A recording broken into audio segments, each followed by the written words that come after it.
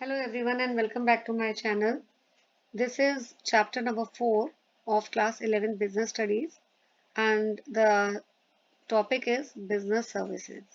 So what are business services? There are various type of services which which are performed by the business. ठीक है, बहुत सारी activities होती हैं जो बिजनेस को परफॉर्म करनी पड़ती हैं to run and they are also called as auxiliaries to trade. Now type of business services, ये वाली जो सारी सर्विसेज हैं, banking, insurance, transportation, warehousing, communication service and telecom, these are the business services, right. So first is banking. Bank क्या है? Bank वो institution है जो लोगों से डिपॉजिट्स एक्सेप्ट करता है. ठीक है, लोग हैं वो अपनी सेविंग्स को बैंक में डिपॉजिट कराते हैं और वो अमाउंट या मनी जो वो बैंक में डिपॉजिट करा रहे हैं वो कभी भी उसको चेक के थ्रू ऑन डिमांड बैंक से वापस ले सकते हैं. अच्छा, बैंक ने तो लोगों से डिपॉजिट्स एक्सेप्ट कर लिए, लोगों से पैसा लिया, एक्सेप्ट कर लिया. अब वो उस पैसों का बैंक क्या करता है? बैंक जो है वो मनी लोगों को देता है जिन लोगों को पैसे की जरूरत है. So bank lend money to the borrowers और बदले में बैंक को क्या मिलता है? Rate of interest. तो so bank basically is a kind of linking pin. Bank जो है वो लिंक है. जितनी भी पब्लिक है वो क्या करती है? वो डिपॉजिट्स अपने यानी कि मनी बैंक के पास रखवा देती है और बैंक ये पैसा फर्दर किसको देता है? बोरोअर्स को. Bank lend money to the borrowers, right. Now there are various types of bank. Commercial bank है, कोऑपरेटिव बैंक्स है, स्पेशलाइज्ड बैंक्स है एंड सेंट्रल बैंक है. कमर्शियल बैंक बेटा क्या है? कमर्शियल बैंक दो तरह के होते हैं. तो होते कौन से कमर्शियल बैंक? जो अभी मैंने आपको बताया है, लोगों से पैसा एक्सेप्ट करते हैं, ठीक है, और फर्दर उसको लोगों को देते हैं जिनको ज़रूरत है. तो दो तरह के कमर्शियल बैंक्स हैं. First is public sector and the second is private sector bank. Public sector bank कौन से हैं? जिसपे गवर्नमेंट का काफ़ी ज़्यादा स्टेक होता है, राइट. जैसे state bank of India, Punjab national bank, Indian overseas bank, ये सारे कमर्शियल बैंक्स हैं. अब प्राइवेट सेक्टर बैंक कौन से होते हैं? जो प्राइवेट पीपल, प्राइवेट लोग कंट्रोल करते हैं and they are manage by private promoters. तो HDFC, ICICI bank, Kotak Mahindra, ये सारे आपके कमर्शियल बैंक्स. कोऑपरेटिव बैंक कौन से होते हैं? जो main purpose they are governed by state cooperative societies act. तो इनका मेन पर्पस होता है कि जो इनके मेंबर्स होते हैं उनको क्रेडिट प्रोवाइड करना at cheap rate of interest. Specialised banks भी होते हैं जो इंडस्ट्रीज या हैवी प्रोजेक्ट्स होते हैं उनको फंड्स देते हैं, right. Then come central bank. जो हमारी कंट्री का सेंट्रल बैंक है वो कौन है? Reserve Bank of India. Now coming to the commercial bank, ये मैं आपको बता ही चुकी हूँ. Public sector bank, private sector bank. Types of bank account. First is saving bank account. Saving bank account कौन सा होते हैं? तो ये it is meant for individuals. और इंडिविजुअल्स कौन से होते हैं? Service class, retired person. तो इन लोगों की जो सैलरी होती है वो डायरेक्टली जो है एम्प्लॉयर बैंक में इनके अकाउंट में डिपॉजिट कर देता है, राइट. सो करंट अकाउंट या डिमांड डिपॉजिट अकाउंट कौन से होते हैं? ये बिजनेसमैन के लिए होते हैं. जो बिजनेसमैन है वो अपनी ट्रांजेक्शन्स, अपना पैसा कहाँ रखते हैं? मनी कहाँ सेव करते हैं? They put it in current account, right. Then third is recurring deposit account. ये इसमें रिकरिंग डिपॉजिट का क्या मतलब होता है कि कस्टमर यहाँ पे एक fixed amount every month deposit कराता है. सपोज अगर मेरा रिकरिंग डिपॉजिट अकाउंट है तो मैं हर महीने 10,000, ये फिक्स्ड अमाउंट, अप्रैल में भी, मई एंड सो ऑन, बाकी मंथ्स में भी डिपॉजिट कराऊंगी for a period of 1 year to 20 years. यानी कि अगर मैंने बोला मैं 5 साल तक ये सेम अमाउंट डिपॉजिट कराऊंगी every month, that is called as recurring deposit account. Now comes fixed deposit account. यहाँ पे बेटा लमसम अमाउंट जो है वो डिपॉजिट कराया जाता है, राइट. तो आपने सीधा 5 लाख रुपए 5 साल के लिए डिपॉजिट करा दिए और ये अमाउंट आप कब विड्रॉ करोगे? जब ये 5 साल का पीरियड खत्म होगा. Now comes multiple option deposit account, ये कॉम्बिनेशन है सेविंग का और फिक्स डिपॉजिट अकाउंट का। नाउ बैंकिंग सर्विसेज, बैंक क्या फंक्शन परफॉर्म करता है? अभी मैंने आपको बताया था बैंक जो है लोगों की सेविंग्स एक्सेप्ट करता है जिसको हम डिपॉजिट्स बोलते हैं, and then it lend the money to the to those who need it. So bank basically पैसा एक्सेप्ट करता है और फर्दर वो पैसा आगे उन लोगों को प्रोवाइड करता है जिनको जिनको पैसों की जरूरत है। ओके, अब ये लैंडिंग है, लैंडिंग कैसे होती है? देखो, एक तो है बैंक ओवरड्राफ्ट। ओवरड्राफ्ट का मतलब क्या है कि अगर आपके बैंक अकाउंट में सपोज जीरो बैलेंस है, पैसा ही नहीं है, तो भी अगर आपका अकाउंट है उस बैंक में, बैंक आपको अलाउ करता है कि आप पैसा विड्रॉ कर सकते हो, उसी को हम बोलते हैं ओवरड्रॉ, राइट। और ये देखिए, लेकिन इसमें एक बैंक लिमिट सेट कर देता है कि अगर आपका सपोज बैलेंस है जीरो, तो आप जो है 50,000 तक विड्रॉ कर सकते हो, एक लिमिट डिसाइड कर देता है। तो दिस इज नथिंग बट एक तरह से बैंक क्या कर रहा है, बैंक हेल्प कर रहा है कस्टमर्स की, क्लाइंट्स की, कि वो जो है बोरो करे। This is a kind of lending. Bank क्या कर रहा है, फंड्स दे रहा है, लेंड कर रहा है, right. Now second is cash credit. ये जो है it is a short term cash loan to a company. Third is bank draft. Bank draft क्या है? ये वो इंस्ट्रूमेंट है जिसमें एक जगह से दूसरी जगह ये जो है ट्रांसफरेबल होता है, राइट। तो अगर एक पर्सन जो है जिसको एक पर्टिकुलर अमाउंट देना है दूसरे पर्सन को, ही deposits the amount with his bank. और सपोज मिस्टर ए है और मिस्टर बी है, ए ने बी को 10,000 रुपीज देने हैं, तो ए क्या करेगा, ए अपने बैंक में ये 10,000 रुपए डिपॉजिट करा देगा, राइट। एंड बैंक क्या करेगा, बैंक ड्राफ्ट 10,000 का इशू कर देगा in the name of B, right. So I am repeating, अगर ए ने बी को पैसे देने हैं, ए अपने बैंक में जाएगा, 10,000 उधर जमा करेगा, बैंक बदले में उसको एक बैंक ड्राफ्ट इशू करेगा 10,000 रुपए का in the name of B. और ये जब बी के हाथ में आएगा, बी जो है इस ड्राफ्ट को जो है शो करके बैंक को पैसे इन कैश करा सकते हैं। Now what is cheque facility? Cheque क्या है? ये भी एक इंस्ट्रूमेंट है, पेमेंट इंस्ट्रूमेंट, राइट। आपको पता ही है, आप कॉमर्स के स्टूडेंट्स हैं, तो चेक आप लोगों ने कभी देखा होगा कि किस तरह आपके पेरेंट्स किसी के नाम, किसी के फेवर में चेक इशू करते हैं। तो जिसके फेवर में चेक इशू किया जाता है, वो इंसान बैंक में जाके जो है उस चेक को देके अपने अकाउंट में पैसा, उसके अकाउंट में अपने अकाउंट में पैसा ट्रांसफर करवा लेता है। एलाइड सर्विसेज, बाकी भी और सर्विसेज है बैंक परफॉर्म करता है, लॉकर फैसिलिटीज देता है, अंडर राइटिंग सर्विसेज देता है, एक्सेट्रा।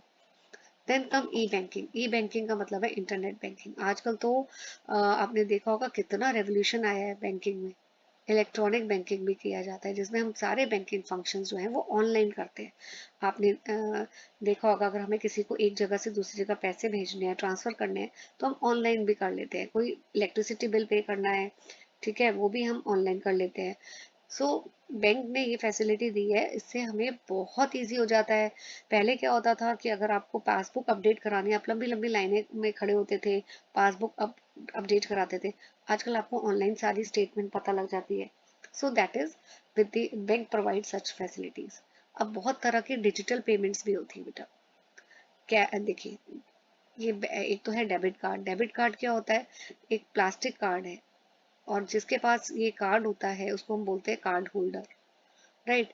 तो डेबिट कार्ड जो है ये अकाउंट के साथ कनेक्टेड होता है। जिस भी बैंक में आपका अकाउंट है, तो वो बैंक आपको ये डेबिट कार्ड देता है, और उस कार्ड की हेल्प से आप पैसा विड्रॉ कर सकते हैं, किसी को ट्रांसफर भी कर सकते हैं, शॉपिंग भी कर सकते हैं। Now comes credit card. Credit card भी सेम प्लास्टिक कार्ड ही होता है, लेकिन what is the difference between debit card and credit card? आपके अकाउंट में सपोज 1 लाख रुपीज है, तो और आपके पास डेबिट कार्ड है, तो आपको अगर कोई शॉपिंग करनी है या पैसा खर्च करना है तो आप मैक्सिमम जितना आपके अकाउंट में पैसा है आप उतना ही स्पेंड कर सकते हैं।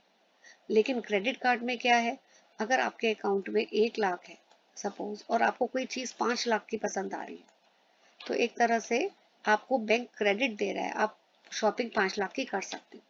सी, अगर मेरे को कोई चॉइस दी जाए कि मैं डेबिट कार्ड प्रेफर करूं या credit, I will never ever prefer the credit card. क्योंकि क्रेडिट कार्ड एक तरह से लोन है, आप अपना बजट डिस्टर्ब कर देते हो। आपके अकाउंट में पैसा नहीं है बट आप ज्यादा ओवर एंड अबव शॉपिंग कर सकते हो। क्यों? क्योंकि आपको पता है कि एक तरह से बैंक आपको उधार दे रहा है, तो आपका बजट डिस्टर्ब हो जाएगा और आप अंडर लोन हो जाओगे। लेकिन डेबिट कार्ड का मतलब क्या है, जितनी आपकी चादर है आप उतना ही पैर फैला रहे। आपके अकाउंट में 1 लाख है तो आप 1 लाख से ज्यादा आप नहीं स्पेंड कर सकते। सो देयरफॉर कल आपके सिर पे कोई बर्डन ना हो, कोई ऑब्लिगेशन ना हो, I prefer debit card for that reason. Then is prepaid cash. It's a pre-loaded debit card issued by a bank for single use or reloadable for multiple use. So ये देखिए, corporate gifts हो गए, reward cards हो गए, are the most common use of these cards. Unstructured supplementary service data. So what is this? ये भी एक digital payment method है और आप स्मार्टफोन को यूज करके इंटरनेट के कनेक्शन के थ्रू आप इसको यूज कर सकते हो, राइट। देन आधार इनेबल पेमेंट सिस्टम। सो ये भी सर्विसेज जो है बैंक ने इनेबल की है, ठीक है, ताकि आप कैश विड्रॉ कर सकते हो, बैलेंस की इंक्वायरी कर सकते हो, कैश डिपॉजिट कर सकते हो, फंड ट्रांसफर कर सकते हो। Now what is EFT? EFT की फुल फॉर्म आ जाती है इलेक्ट्रॉनिक फंड ट्रांसफर। इसमें दो, ये देखिए, real time gross settlement.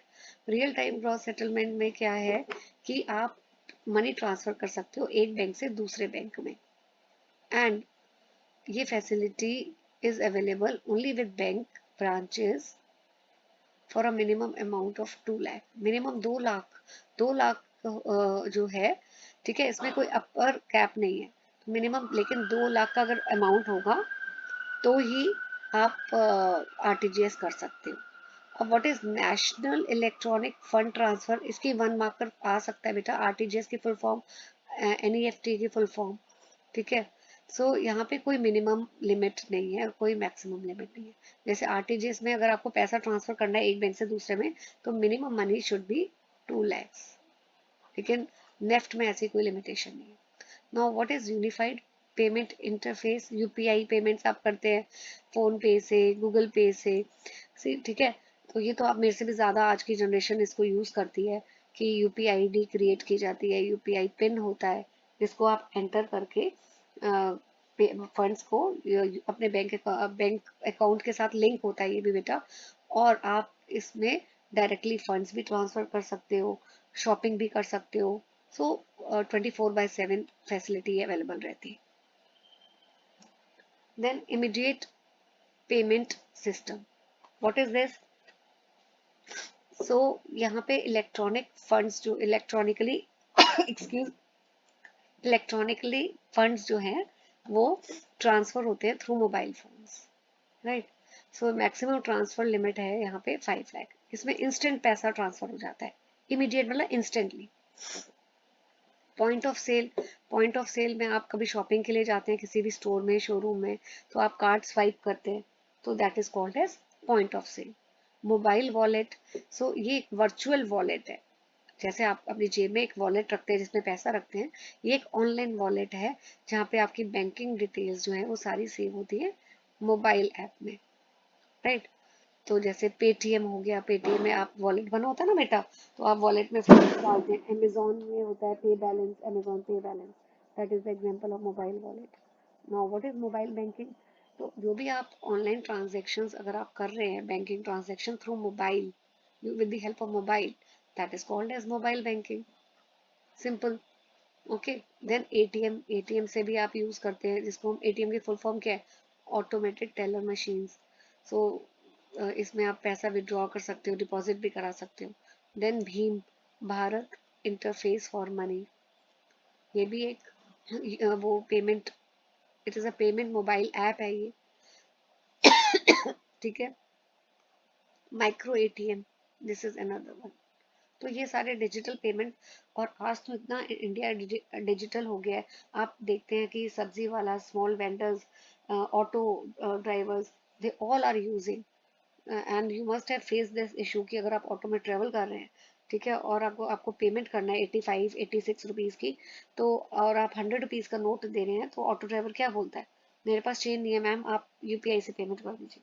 So now the technology is has it is increasing at a very fast pace कि everybody is using it, and without using such kind of technology, I don't think कि कोई भी ऐसा है जो अब इस technology को यूज नहीं कर रहा है। सो नेक्स्ट बैंकिंग हमारा हो गया। Second is your insurance. Insurance क्या है, एक वो कॉन्ट्रैक्ट है जिसमें दो पार्टीज होती हैं, इंश्योर्ड एंड इंश्योरर, ठीक है। सो इंश्योर्ड एंड इंश्योरर, तो क्यों आप ये कॉन्ट्रैक्ट एंटर करते हो, ताकि फ्यूचर में कोई भी अगर रिस्क है, उस रिस्क से आप अपने आप को सेफ गार्ड कर सको। नाउ एसेंशियल्स क्या है कि नंबर ऑफ पर्सन जो अपने आप को कवर करना चाहते हैं रिस्क से, वो काफी लार्ज हो। रिस्क जो है वो मेजरेबल होना चाहिए, right. Okay, third is the people coming under the orbit of risk should possess sufficient means to pay premium. देखिए, अब कई इंश्योरेंस पॉलिसीज मैंने भी ली हुई है, तो I have to pay premium on a regular basis, तो I should have the funds, उतने फंड्स होने चाहिए मेरे पास कि मैं प्रीमियम दे पाऊँ। तो ये बहुत नेसेसरी कंडीशन है। आपने इंश्योरेंस पॉलिसी ले ली और प्रीमियम नहीं दे पा रहे, तो उसका कोई पॉइंट नहीं है। फिर कुछ एलिमेंट ऑफ अनसर्टेनिटी होता है, तभी आप अपने आप को रिस्क से कवर करने के लिए इंश्योरेंस पॉलिसी लेते हो, राइट।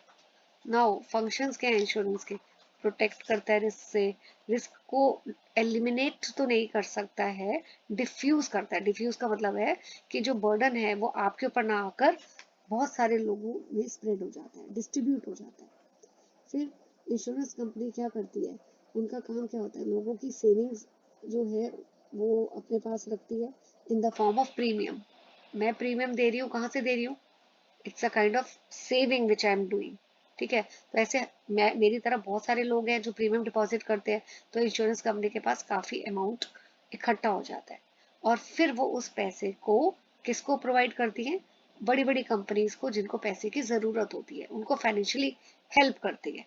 तो इस प्रोसेस से क्या होता है, कैपिटल फॉर्मेशन, इसी को हम कैपिटल फॉर्मेशन बोलते हैं। जो बिजनेस हाउसेस क्या करते हैं उस पैसे का, कंट्री की डेवलपमेंट ग्रोथ के लिए उस पैसे को लगाते हैं। Facilitate foreign trade, right. Insurance जो है वो इंपोर्ट और एक्सपोर्ट को भी इनकरेज करती है, क्योंकि इंपोर्ट करते हो तो भी रिस्क होता है गुड्स का, एक्सपोर्ट करते हो तो भी होता है। तो ये सारे गुड्स जो हैं वो they are protected by taking the insurance policy. So insurance facilitates trade, it provide certainty.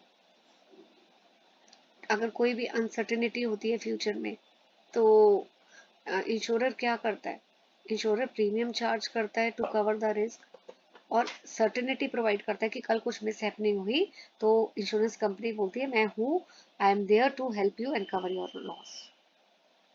Principles of insurance, very important topic from examination point of view. The first is principle of utmost good faith. What is this principle? इसमें ये है कि legal duty है insurance company की भी, और जो अपनी इंश्योरेंस करवा रहा है उसकी भी, कि दोनों को कोई भी इम्पोर्टेंट मटेरियल फैक्ट है अबाउट जिस भी सब्जेक्ट को वो इंश्योर करा रहे हैं, अगर वो कार को इंश्योर करा रहे हैं या अपनी लाइफ को इंश्योर, सब्जेक्ट मतलब किस चीज का इंश्योरेंस करवा रहे हो, आप लाइफ का इंश्योरेंस करवा रहे हो, कार का करवा रहे हो, हाउस का, जिसका भी करवा रहे हो, तो one has to disclose all the material facts, बहुत इंपॉर्टेंट है, ठीक है। तो दोनों पार्टीज, इंश्योर्ड, इंश्योर्ड कौन होता है और इंश्योरर कौन होता है, इंश्योरर होती है कंपनी, और इंश्योर्ड कौन होता है, जो इंश्योरेंस करवा रहा है, ठीक है, जो रिस्क को कवर करा रहा है उसको बोलते हैं इंश्योर्ड, और इंश्योरर हो गई कंपनी जो रिस्क को कवर कर रही है। तो जरूरी है कि दोनों जो पार्टीज हैं वो कोई भी बात आपस में एक दूसरे से छुपाए ना, क्लियरली हर बात को डिस्क्लोज करे, कोई भी इंपॉर्टेंट मटेरियल है उसको डिस्क्लोज करे, कोई मिस रिप्रेजेंटेशन ना करे, उसी को बोलते हैं principle of utmost good faith. Second principle है principle of insurable interest, right. Okay, it means यहाँ पे देखिए लिखा है insured must have some pecuniary interest in the life or property insured, the destruction of which will mean financial loss and safety of which will bring economic gain to him. So इस principal के accordingly जो भी insured person किसी भी चीज का जिसका भी इंश्योरेंस करा रहा है, चाहे वो लाइफ हो चाहे वो प्रॉपर्टी हो, उसमें उस इंश्योर्ड पर्सन का इंटरेस्ट होना चाहिए कि कल अगर फ्यूचर में कोई मिस हैपनिंग हो जाती है तो उसको फाइनेंशियल लॉस होगा डैमेज होने की वजह से। that this particular principle is highlighting कि इंश्योर्ड पर्सन का एक इंटरेस्ट होना चाहिए उस चीज पे जिसकी वो इंश्योरेंस करा रहा है। अगर वो लाइफ की इंश्योरेंस करा रहा है या अपनी प्रॉपर्टी की इंश्योरेंस करा रहा है या कार की इंश्योरेंस करा रहा है, तो he should have interest in that property और लाइफ जिसकी भी इंश्योरेंस करा रहा है। अदरवाइज अगर जब लॉस होता है तो फिर वो उस लॉस को क्लेम नहीं कर सकता है, राइट। उसको फाइनेंशियली इंटरेस्ट होना चाहिए कि कल अगर कोई लॉस होता है तो उसको फाइनेंशियल लॉस होगा। इंश्योरेबल इंटरेस्ट का मतलब ही यही होता है कि in case of any mishappening तो he is going to suffer the financial loss. Then principle of indemnity. So ये सारे जितने भी कॉन्ट्रैक्ट ऑफ इंश्योरेंस है except life insurance, they are contract of indemnity. Indemnity का मतलब है कि अगर कभी फ्यूचर में लॉस होता है प्रॉपर्टी में या कार में, तो इंश्योर्ड जो है ही शैल बी कंपनसेटेड, उसको कंपनसेशन मिल जाएगा, ठीक है।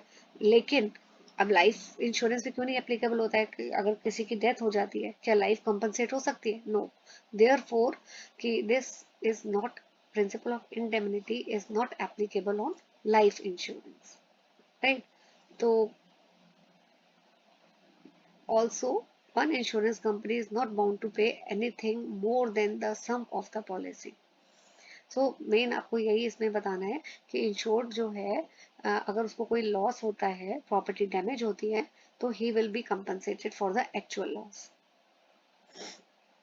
और जो अमाउंट ऑफ कंपनसेशन उसको मिलेगा, it can never be more than the actual loss. Then principle of cause proxima, proximate cause. So here insurer जो है he is liable for insured perils and not for other expected perils. Let me read this, तब आपको मैं एक बारी और अच्छी तरह इसको समझाऊंगी, ठीक है। Insured can claim damages and the loss has been caused by the insured perils and the cause has been proximate to the loss. तो इंश्योरर जो है वो इंश्योर्ड को तभी कंपनसेट करेगा अगर जो लॉस हुआ है वो, लॉस का रीजन क्या था?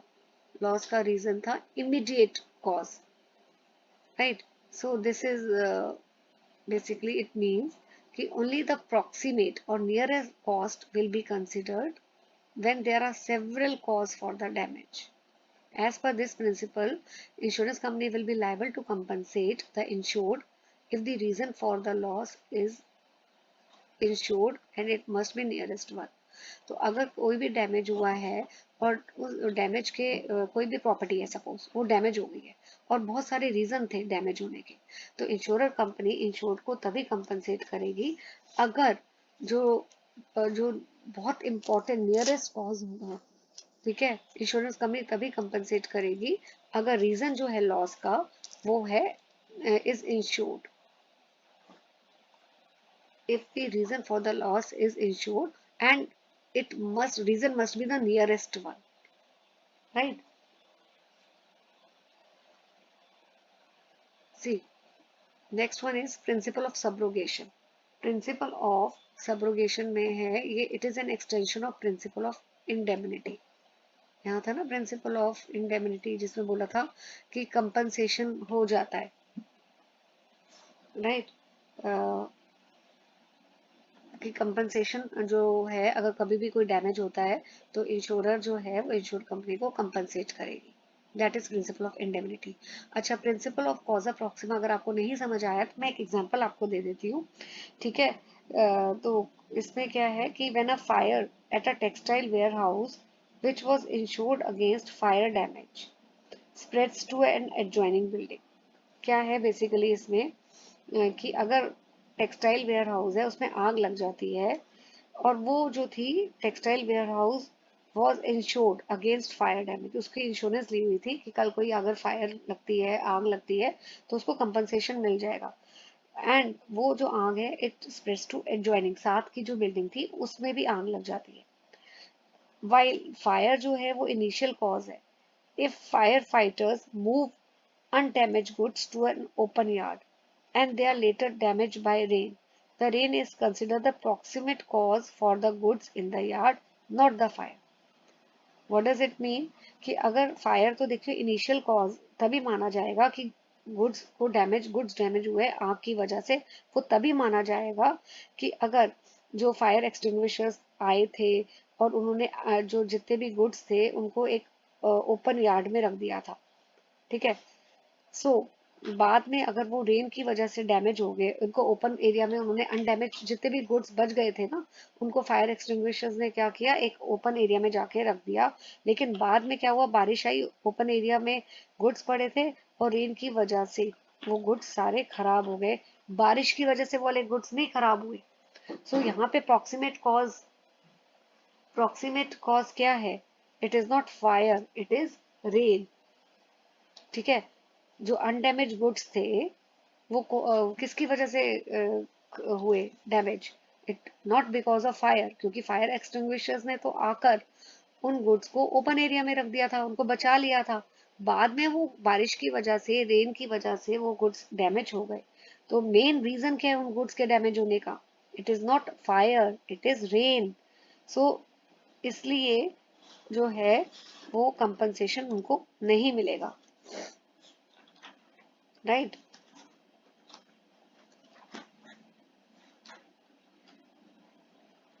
So, however, if the water used to fight the fire directly damage the stock inside, the insurer must cover the loss. Water damage is a direct consequence of the fire.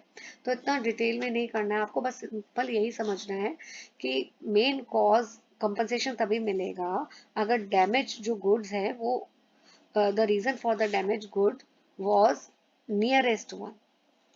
Now principle of subrogation, ये भी extension है principle of indemnity का। So according to doctrine of subrogation, the right of ownership and all other rights of damaged property passed on to the insurance company after the insurance has been compensated for the loss caused to him. What does it mean? कि जब insurance का कोई damage हुआ और insured को compensation दे दिया है insurance company से, अब उन डैमेज गुड्स का राइट किसके पास ट्रांसफर हो जाएगा? Who will be the owner? Insurance company. Insured का कोई भी राइट नहीं होगा उन डैमेज गुड्स पे। So that is called as principle of subrogation. Then principle of mitigation of loss. So insured जो है अगर उसको कल कोई लॉस होता है और डैमेज होता है तो वो इंश्योरेंस कंपनी से कैसे अपना पैसा क्लेम कर सकता है, कब कर सकता है? ओनली इफ जो उसको डैमेज हुआ है, लॉस हुआ है, it was due to the reasons beyond the control. यानी कि अगर उसने रीजनेबल स्टेप्स लिए हैं, डैमेज जब प्रॉपर्टी कोई उसकी डैमेज हो रही है और वो इंश्योर्ड थी, तो ऐसा नहीं है वो वहां पे हाथ रख के बैठा हुआ है, जी नहीं मेरी तो प्रॉपर्टी मैंने इंश्योर्ड कराई है, मुझे पैसा कल मिल जाएगा इंश्योरेंस कंपनी से। It should not be like that. उसको पैसा इंश्योरेंस कंपनी से कंपनसेशन तभी मिलेगा अगर उसने रीजनेबल स्टेप्स उठाए हैं, उसने कोशिश की है प्रॉपर्टी को नुकसान से बचाने के लिए और सारे एफर्ट्स किए हैं ताकि लॉस जो है वो मिनिमाइज हो सके। That is called as principle of mitigation of loss. Now what is principle of contribution? Okay, so यहाँ पे एक बार हम पढ़ते हैं, उसके बाद मैं एक्सप्लेन करूंगी आपको। Right of the insurer who has paid claim under insurance policy to call upon other insurance to contribute to the payment. Suppose एक प्रॉपर्टी है, ठीक है, और इंश्योर्ड ने क्या किया, दो इंश्योरेंस कंपनी, तीन insurance company A, insurance company B और इंश्योरेंस कंपनी सी, तीनों के पास ही ये प्रॉपर्टी जो है वो इंश्योर्ड कराई है कि कल डैमेज होगा तो तीनों मेरे को कंपनसेशन देंगे। अब डैमेज होता है और इंश्योर्ड जो है सिर्फ इंश्योरेंस कंपनी ए के पास जाता है कि मेरे को दे दो, तो इंश्योरेंस कंपनी अकेले ही कंट्रीब्यूट नहीं करेगी, it will call other insurance company, that is insurance company B and C, to contribute to the compensation. That is called as principle of contribution. और इस कंट्रीब्यूशन जो है वो कौन सी कंपनी कितना देगी वो इस फॉर्मूले से आपको कैलकुलेट करना है, राइट? जैसे अमाउंट ऑफ लॉस है 1 lakh, okay, some insured with the insurance company, जो पहली इंश्योरेंस कंपनी है उससे कितना सम इंश्योर्ड कराया था 50,000, दूसरी वाली से कितना कराया था बी से 80,000, सी से कितना कराया था इंश्योर्ड 70,000। तो अगर मेरे को ए का कंट्रीब्यूशन निकालना है तो मैं क्या करूंगी, आप ए कंपनी से कितना आपने इंश्योरेंस करवाई थी, total sum insured with all the insurance company that will be 50 plus 80 plus 70, कितना हो गया ये 2 lakhs। तो इस तरह ए का कंट्रीब्यूशन निकल जाएगा, कितना हो जाएगा ये, दिस विल बी 25,000। इसी तरह बी का निकालोगे और सी का निकालोगे, सब कंट्रीब्यूट करेंगे और 1 लाख रुपए ऐसे कॉम्पनसेट करेंगे। Okay, now types of insurance. Life insurance क्या है? ये वो कॉन्ट्रैक्ट है इंश्योरेंस कंपनी के साथ जिसमें इन प्रीमियम तो आप देते ही हैं, ठीक है, आप उसको लमसम में भी प्रीमियम दे सकते हैं, इंस्टॉलमेंट में भी दे सकते हैं, और लाइफ इंश्योरेंस कंपनी प्रॉमिस करती है कि वो कंपनसेशन देगी on the death of the insured और on the expiry of the policy whichever is early. So elements life insurance के क्या है कि इट्स अ कॉन्ट्रैक्ट, जो भी एलिमेंट्स होते हैं कॉन्ट्रैक्ट के अंदर वो सारे एलिमेंट्स लाइफ इंश्योरेंस कॉन्ट्रैक्ट के भी होते हैं। इंश्योरेबल इंटरेस्ट का मैंने आपको बताया था कि क्या मतलब होता है। Difficult to define insurable interest in case of life insurance, क्योंकि देखिए क्यों है इंश्योरेबल, वैसे इंश्योरेबल इंटरेस्ट का लाइफ, अगर मैं लाइफ इंश्योरेंस की बात ना करूं, क्या मतलब होता है इंश्योरेबल इंटरेस्ट का कि प्रॉपर्टी की मैं बात करूं तो कि मेरा उस प्रॉपर्टी में कुछ इंटरेस्ट है कि कल अगर मेरे को उस प्रॉपर्टी को डैमेज होता है तो मेरे को फाइनेंशियल लॉस होगा। लेकिन हम क्यों बोलते हैं कि लाइफ इंश्योरेंस में मुश्किल होता है इंश्योरेबल इंटरेस्ट डिफाइन करना, क्योंकि अगर एक पर्सन की लाइफ जाती है, उस पर्सन का क्या इंपॉर्टेंस थी दूसरे पर्सन की लाइफ में, उसके रिलेटिव्स के लिए, वो आप नहीं मेजर कर सकते। Third is utmost good faith, कि सारे जो इम्पोर्टेंट मटेरियल पॉइंट्स है वो डिस्क्लोज करने चाहिए कॉन्ट्रैक्ट में। कॉन्ट्रैक्ट ऑफ इंडेमनिटी नहीं है लाइफ इंश्योरेंस, मैंने पहले भी बताया था, क्योंकि अगर आप किसी की डेथ होती है, आप कंपनसेशन दे रहे हो, लेकिन वो आपकी लाइफ को कंपनसेट नहीं कर सकता है, सिर्फ मनी आप पे कर सकते हो। Types of life insurance policy है, फिर ये whole life policy, endowment policy, तो वो आप सिर्फ पढ़ सकते हैं। Annuity life policy, joint life policy. Fire insurance में यहाँ पे इंश्योरेंस कंपनी अंडरटेक करती है, प्रॉमिस करती है कि वो अगर कोई भी गुड्स या लॉस डैमेज हुए फायर से तो वो कॉम्पनसेट करेगी। तो सेम एलिमेंट्स है जो हमने अभी ये लाइफ इंश्योरेंस में फीचर्स पढ़े, सेम है, बट एक ही फर्क है कि life insurance is not a contract of indemnity, fire insurance is a contract of indemnity. Marine insurance, यहाँ पे अगर कोई भी आपके गुड्स है जो सी से ट्रांसफर आप ट्रांसपोर्ट करते हो और सी की वजह से जो है कुछ वहाँ पे तूफान आया, समथिंग लाइक दैट, आपके गुड्स डिस्ट्रॉय हो जाते हैं, तो मेरीन इंश्योरेंस कॉन्ट्रैक्ट में कंपनी इंश्योरेंस कंपनी आपको लॉस कंपनसेट करेगी। सेम वही है एलिमेंट्स।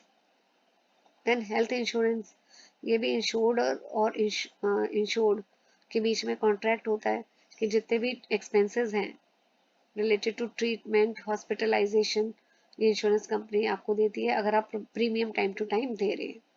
देन कम्युनिकेशन सर्विसेज कौन सी होती है? एक्ट इसका मतलब क्या है कम्युनिकेशन सर्विसेज का, कि आप कोई भी इंफॉर्मेशन जो है कम्युनिकेट कर रहे हो, राइट। पोस्टल सर्विसेज, तो पोस्टल सर्विसेज आपको यहाँ पे देखिए क्या लिखा है, इंडियन पोस्ट टेलीग्राफ डिपार्टमेंट जो है बहुत सारी पोस्टल सर्विसेज प्रोवाइड करता है, राइट। तो आप यहाँ पे देखिए इसमें क्या क्या आता है, letters, post card, inland letter card, ये सारा जो है पोस्टल आर्टिकल्स जो हैं आप इसमें इसको सेंड करते हो। मेल सर्विसेज, मेल के थ्रू, रजिस्टर्ड पोस्ट के थ्रू, स्पीड पोस्ट के through, value payable post, EPS, courier services के थ्रू भी these services are also very important.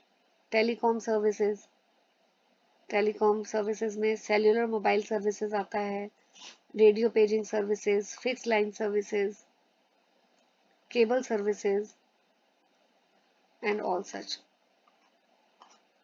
Right. So this is all in this chapter.